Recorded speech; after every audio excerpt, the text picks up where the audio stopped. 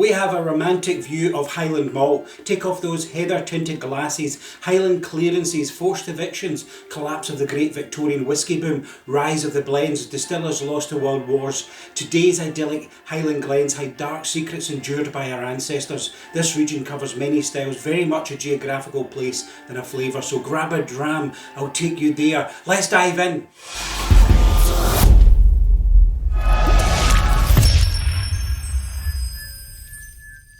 Hello, Hendo here. Welcome to Scotch Whisky Highland Region Deep Dive. In this video I'll share my insights to the largest region of Scotch whisky. First up, Highland Region is recognised as a catch-all area outside of the Lowlands, Speyside, Islay and Campbelltown. There is no Islands region. It's grouped for convenience, not flavour. Topics I'll cover: geology, then and now, politics, the far north, Western Islands, Central Highlands and Aberdeenshire. First to geology and geography. Please watch my 3 billion years in the glass video.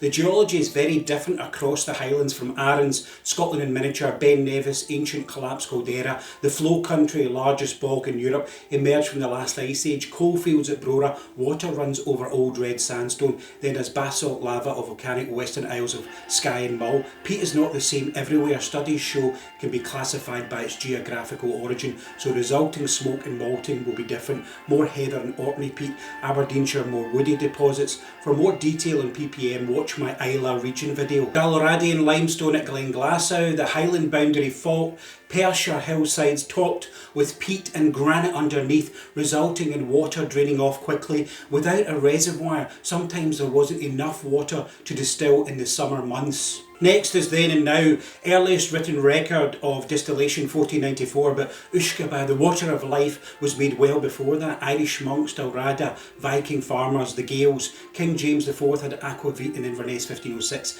Gamry 1614, Bamshire referenced Uisce, and in 1618 funeral account of a Highland laird. Aquavit was used to pay rent in Highland Perthshire farms. The Highlands were mysterious, clan disputes and Jacobite uprising. Life was short. Farm distillers, illicit stills, poached goo in Gaelic carried across Highland glens, distilling in the hollows, hiding evidence from redcoats and excisemen or gaugers. Records show imported wines were popular in 1600s Hebrides. Illicit whisky sold for double the price of legal, and Highland malt was considered a better product. 18th century saw destruction of the clan system, General Wade's military roads, Thomas Telford's canals and bridges. The Highland clearances removed families who understood the land. Replaced by sheep, people from estates in Caithness and Sutherland moved south, and a treacherous transatlantic crossing. Crofter tenant farmers and estates changed forever. Before trains and roads, the seas around Scotland's west coast was the main highway, so the roads today don't reflect how life was. Today's remote sea logs were trading hubs from France and Spain, Arran and the islands smuggling routes in illicit times. The 19th century changed everything for Highland distillers. 1823 Act made sites permanent, and for the first time it was viable to distill legally. Industrialisation and the Highland Railway Line 1863 coming in meant barley and coal could reach remote Highland distilleries. Grain sourced from the lowlands. Everything scaled up. Production, pot stills, cask size went up, 50 litre octave or firkin to hogsheads or 500 litre butts. Highland whisky was distinct, with malt dried by peat fire, techniques and efficiencies perfected, passed down superstitious generations, spirit sold locally to lowland cities, casks exported, and by the end of the century, whisky in bottles with cork stoppers. From 1850s blending boom, Highland malt was highly sought after as filling malts by famous blenders on their trade lists. 20th century saw huge change for Highlanders. Hydroelectric dams to power aluminium smelters, temperance movement, wars, prohibition, distilleries closed for good or mothballed. Every village lost men in the wars, women distilled in their place. Only industrial alcohol was allowed. And A.S. MacDonald's 1930 whisky book notes 84 distilling Highland malt whisky, but that includes Speyside, and soon after fell dramatically. Many like Brora and others closed in the spring of 1983 following the Whisky Loch crisis, only re-emerging in today's resurgence, about 50 odd Highland distilleries. Now to politics. Spirits were first taxed in 1644 Excise Act. During Glorious Revolution, excise was farmed out to landowners. After the 1707 Union, the malt tax caused riots 1725 spread across the Highlands.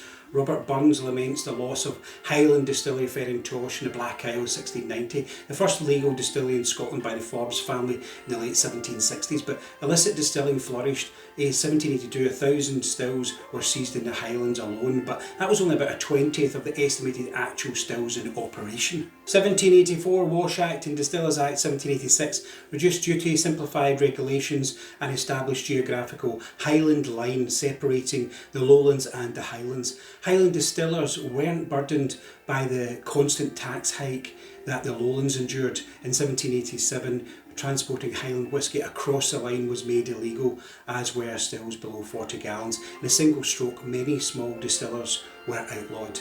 20th century brought the politics of temperance, prohibition and banned production during the wars. All affected Highland distillers. More people moved south to the lowland cities for work. I tend to go along with an A.S. MacDonald's book, Whisky Subdivisions of the Highlands as a Region. I won't mention all distillers, there's too many, so let's start with the far north. Orkney, Caithness and Sutherland, before road and railway sea routes to find access to casks at Wick and Thurso. Records show estates' taste for wine, port and rum. On Orkney, Stromness Distillery 1817, Old Orkney or OO brand, closed in 1928. Highland Park on the outskirts of Kirkwall, founded in 1798 by Magnus Unson, a butcher and church officer by day, illicit distiller and whisky smuggler by night. Highland Park has its own floor maltings and harness the island's Viking heritage in their bottlings. Half a mile away, Scapa Distillery, founded in 1885, now owned by Pernod Ricard. On the mainland, Eight Doors Distillery, John O'Groats is a new whisky distiller. Wolfburn Distillery, Thurso, goes back to 1821, revived in 2013. Old Pulteney in Wick, 1826. The maritime malt was an important port like Campbelltown for herring fishing and whisky. There was prohibition in Wick between 1922 and 1947, decided in election 1920 under the Temperance Scotland Act of 1913. Just south from there, Walligo Distillery, another new distillery due to open. Down the north coast, 500 Road, iconic Brora, lightly peated, opened between 1890 and 1983, just reopened after 3 years restoration. And Kalish, also founded in 1819, now promoted as one of the four corner distilleries of Johnnie Walker, providing a waxy oily spirit, also renovated and just reopened.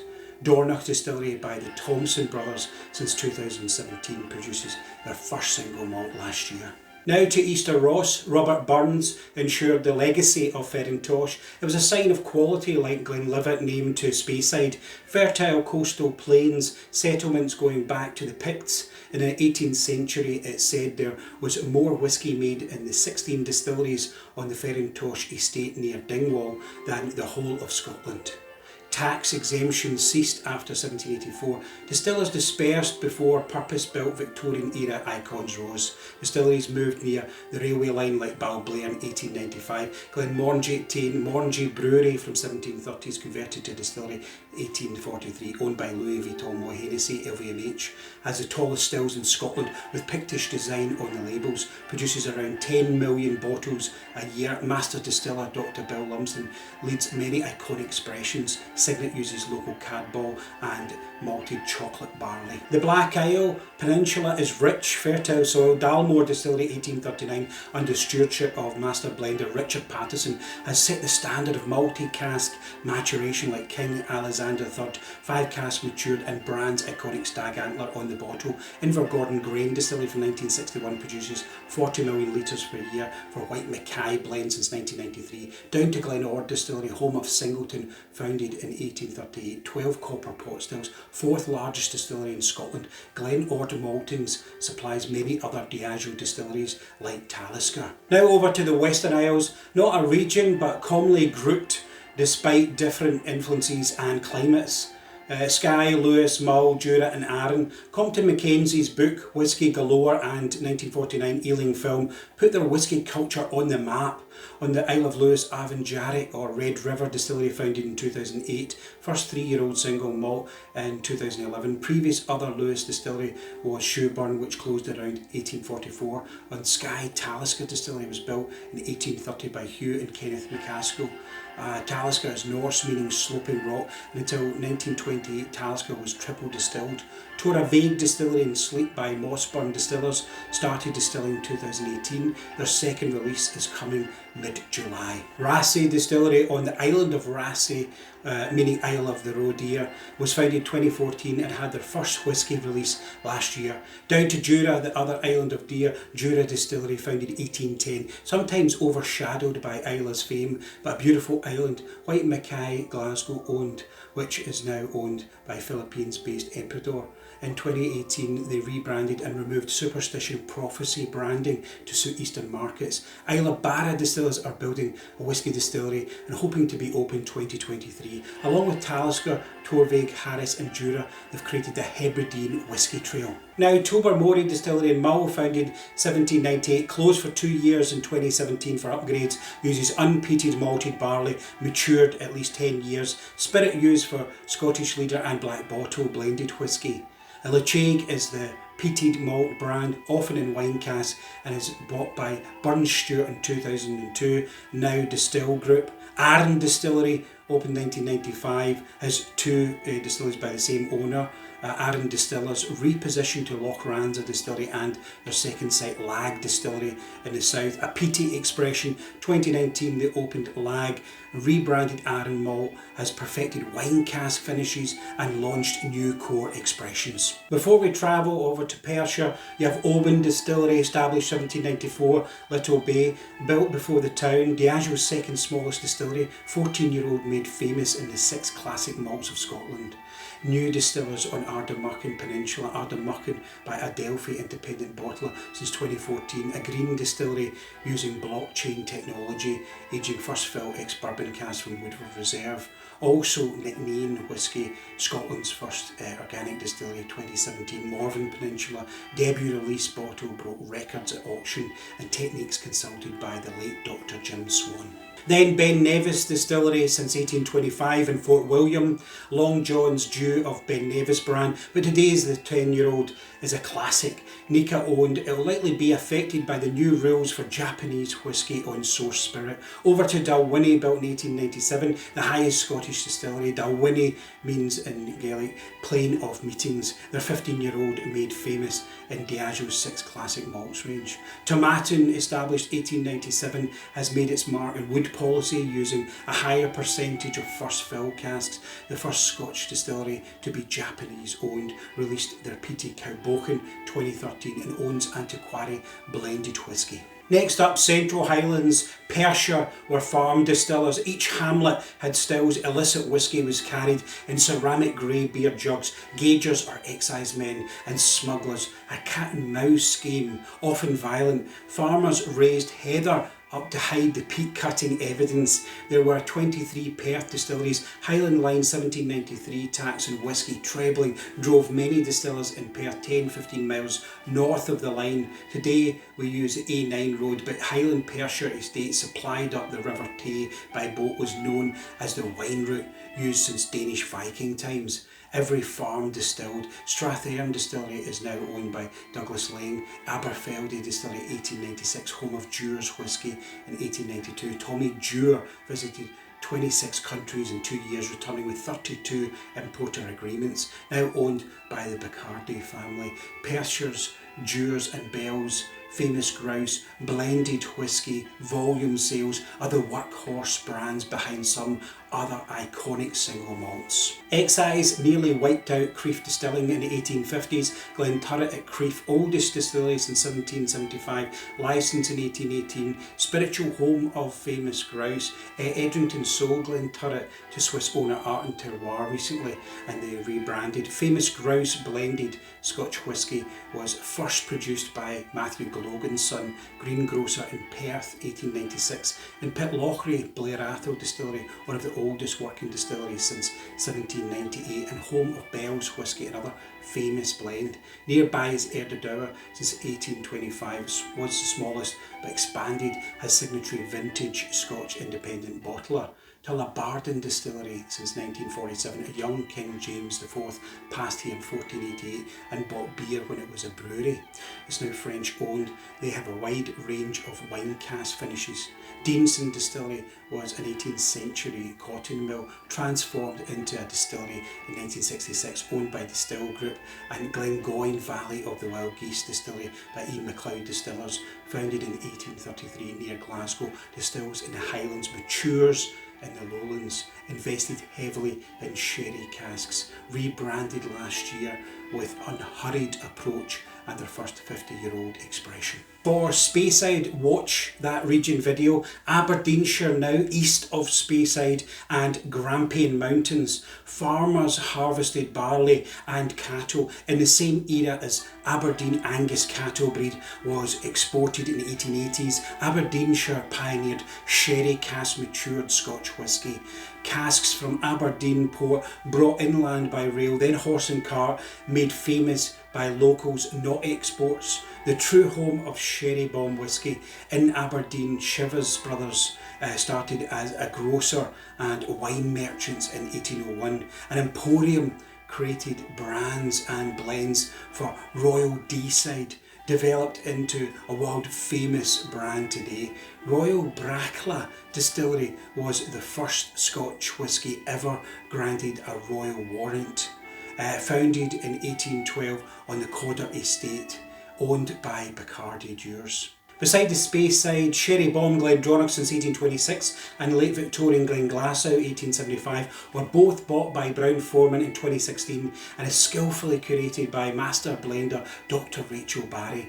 There's Knockdhu Distillery, home of an Oak brand founded in 1893, owned by Inverhouse Distillers. Royal Lochnagar Distillery, founded 1845, a mile from Balmoral Castle, owned by Diageo. Glengarry at O'Meldrum is one of Scotland's oldest distilleries, goes back to 1797. Ardmore Distillery since 1898, a large Victorian distillery by Beam Suntory. Peated Malt, Feta Cairn since 1824, White Mackay owned and recently rebranded.